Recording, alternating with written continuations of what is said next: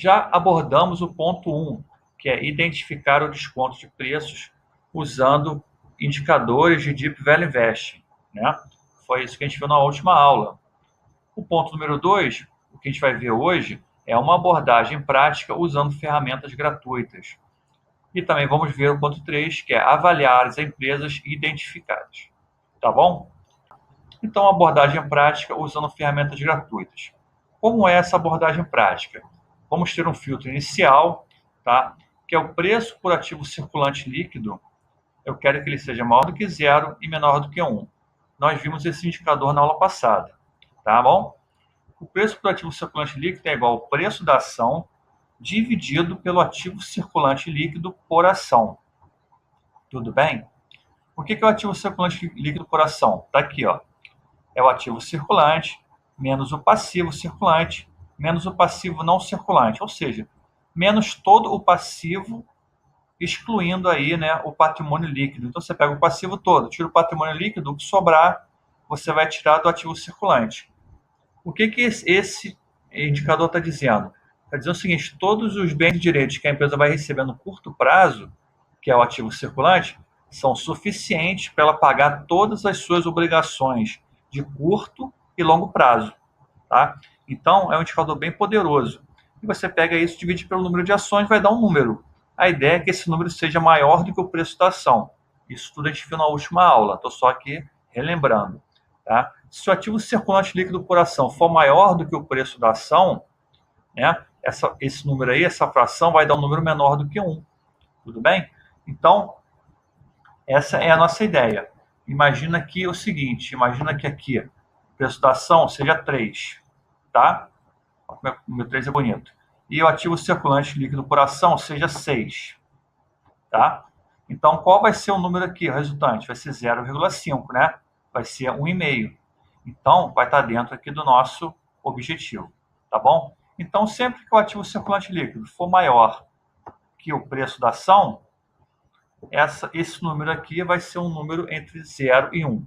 E eu também não quero que seja negativo, por isso tem que ser maior do que 0, tá bom? Como o preço nunca vai ser negativo, o que pode ser negativo aí? O ativo circulante líquido, né? Ele pode ser negativo. Ele vai ser negativo quando o passivo circulante e o passivo não circulante somados forem maiores que o ativo circulante. Tudo bem? Então, eu não quero que isso aconteça. Então, tem que ser maior do que 0, tá? E tem que ser menor do que 1. Esse indicador é muito interessante, porque se o preço por ativo circulante for menor do que 1 e maior do que 0, eu garanto que esse indicador vai ser também maior do que 0 e menor do que 1, que é o preço por capital de giro. Eu garanto que o patrimônio líquido vai ser maior do que 0, tá? E eu garanto também que o preço por valor patrimonial vai ser menor do que 1. Tá bom? Então, isso é muito legal, tá? Além disso, eu vou usar como outro filtro, tá, o dívida bruta, que eu não quero empresas muito endividadas. Então, você pode adicionar aqui um filtro extra. Eu quero a dívida bruta com PL menor do que 1. Tá bom? Então, vamos lá fazer esse filtro. Tá? E vou lá no site Fundamentos. Vamos lá, ó. Vou aqui no canto direito, superior direito, busca avançada por empresas. Gente, é muito fácil isso aqui, tá? É muito fácil. Olha aqui, tem aqui já o ativo, já tem o indicador pronto, ó, preço sobre ativo circulante líquido, tá vendo? Vou botar aqui 0, eu quero entre 0 e 1, né? Máximo 1, mínimo 0. Viu como é que é fácil? Vou lá embaixo, que eu vou botar na dívida bruta sobre patrimônio líquido. Eu também quero que o máximo seja 1, né? Ok. Pronto, buscar. Fácil assim, muito fácil. Olha só as empresas que já saíram aí, tá vendo? Então, você consegue visualizar as empresas todas. Vou copiar isso aqui, vou dar um print screen e vou colar lá no nosso PowerPoint, tá? Vou poder desenhar aqui em cima, olha só. Pronto, ficou aí, ó, que beleza. Vamos pegar uma canetinha aqui agora, marca texto. A gente pode ver o seguinte, olha só, preço por valor patrimonial, essa coluna aqui, tá vendo? Estou marcando em amarelo. Todos estão abaixo de 1, né? Ou seja, todos estão descontados. Preço por capital de giro também, que é o que eu falei, ó.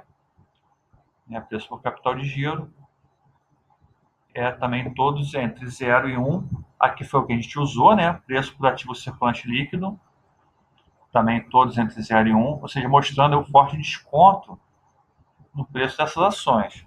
O patrimônio líquido, você pode ver que está tudo positivo, né? Olha só, todos com patrimônio líquido positivo. A dívida bruta também já tiramos, né? O que foi acima de 1. Bom, e alguns têm dívida zero, né? Você pode ver aqui, ó, 0, 0, né? Então, bem interessante. Agora tem o problema de liquidez, né? Só essa ação aqui, essa ação com liquidez 70 e 80, você nunca vai conseguir comprar esse tipo de ação, tá? Então, realmente esqueça esse tipo de ação. Vamos ver aqui as ações que eu acho mais interessantes, tá? Vamos ver a Metisa. Olha a Metisa aqui, tá bom?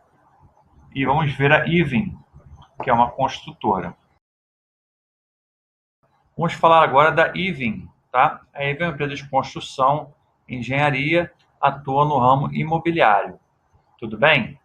Então vamos lá. Vou pegar a canetinha para te mostrar aqui o seguinte. A Even é uma empresa que está numa situação muito mais complexa que a Metisa, porque, primeira coisa, ela tem um balanço com prejuízo. Tá? Então, o prejuízo já é uma coisa um pouco mais sensível, né? Olha só aqui, 316 milhões de prejuízo, tá? Aqui nos últimos 3 meses, 30 milhões de prejuízo, tá bom? Mas você presta atenção é o seguinte, o ativo dela é um ativo de 4 bilhões, tá? Então, um prejuízo de 30 milhões perto de um ativo de 4 bilhões não é nada muito preocupante, tá? Mas mesmo assim, né, é uma situação desconfortável, uma empresa que dá prejuízo, né? Você olhar aqui um indicador que eu acho interessante também é o preço por ativos. Ela tem 20%, o valor de mercado dela, esse aqui, ó, significa 20% do ativo dela. Então, é uma empresa que mostra também um desconto em relação aos ativos que ela possui, tá bom? Mas vamos ver aqueles dois itens iniciais, né? Relação caixa e valor de mercado. A empresa Even tem de caixa 555 milhões de reais. Isso aqui, comparado com o valor de mercado, não dá mais que o valor de mercado, né? Dá menos um pouco. Mas assim, você vê que ela tem muito caixa, né? Um caixa gigantesco. Em termos de estoques, aí sim, estoques, aí o negócio fica bem interessante, ó. Ela tem de estoques aqui, ó, 2 bilhões de estoque. O que é estoque da IVE? São os apartamentos que ela tem para vender, né? Os imóveis, né? Então, 2 bilhões, só que ela tem de estoque, já dá muito mais do que o valor de mercado dela, tá bom? Isso só os estoques de curto prazo. Se você pegar aqui o estoque de longo prazo, né? Olha só, somar isso aqui vai dar um valor muito maior ainda, tá bom? Então, assim, é realmente uma empresa que tem estoques a realizar, né? A transformar em dinheiro muito grande, tem um caixa muito grande, tá? Então, isso já torna a empresa interessante do ponto de vista do investimento. Você pode pensar o seguinte, ela realmente tem um grande desconto. O que está segurando o preço da Even? Né? Então, a gente vai analisar o setor dela. Ela está no setor cíclico. Né? Isso é a grande questão da Even, é essa. O setor de imobiliário é um setor altamente cíclico, altamente dependente da economia. Você pode ver que aqui, ó, desde que a economia começou a entrar num processo de recessão, ela começou a reduzir a sua receita líquida, tá bom? Então, isso reverteu bastante os resultados da empresa, tá? Relacionado ao patrimônio líquido, você vê que ela tem um patrimônio líquido crescente até aqui, né? Até um certo ponto, depois estabilizou, e aqui nos últimos anos realmente teve uma queda, aí com os prejuízos que ela acumulou nesse período, tá bom? Mas ainda tem uma grande folga aqui de patrimônio líquido, né? Você vê que não é uma situação tão perigosa como empresas que já têm um patrimônio líquido negativo ou que já estão com o patrimônio líquido praticamente todo consumido.